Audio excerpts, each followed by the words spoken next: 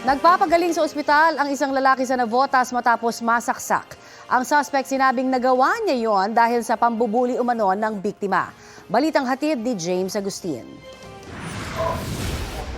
Naglalakad ang lalaking nakasuot ng dilaw na t-shirt sa bahaging ito ng barangay NBBS proper Navotas City kahapon ng umaga. Sinalubong siya ng isang lalaki na walang suot na damit pang itaas.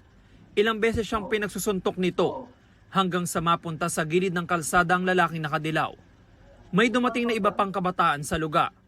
Lumayo at tumawid na sa kalsada ang lalaking nakadilaw, pero sinundan pa rin siya ng sumuntok sa kanya.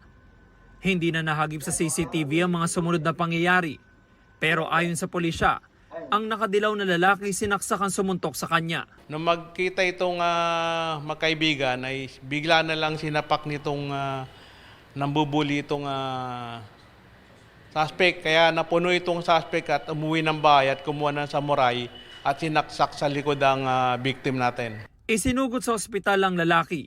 Sa follow-up operation ng pulisya, naaresto ang lalaking nanaksak. Nabawi sa kanya ang ginamit na patalim. Ang pinagugatan po talaga ng insidente ito ay tungkol sa pambubuli ng biktima natin. Ano particular na pambubuli ba ginawa niya?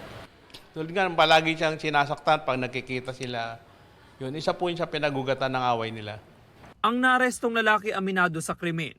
Ilang beses na raw kasi siya nakaranas ng pambubuli. Pang-apat na insidente ng araw yung kahapon. Yung una, sinunog niya po yung balikat ko, pinabayaan ko lang. Tapos ito, pinagsasapak niya ako, hinahayaan ko lang din po. Pero ito yung kanina, sinapak niya naman po ako. Inano ko lang, hinayaan ko lang. Pero nung susundan niya po malapit sa bahay namin, doon na po nandilim yung paningin ko eh. Bakit kaya niya ginagawa sa iyo yan? Hindi ko po alam sir eh. Maharap siya sa reklamong frustrated murder. Handa rin daw siya magsampa ng reklamo laban sa lalaki na ilang beses na nambuli sa kanya. Bahala ko rin po kasi didepensahan ko lang naman din po yung sarili ko eh.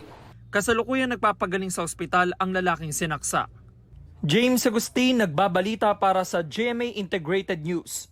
Kapuso, alamin ang maiinit na balita. Bisitahin at mag-subscribe sa GMA Integrated News sa YouTube.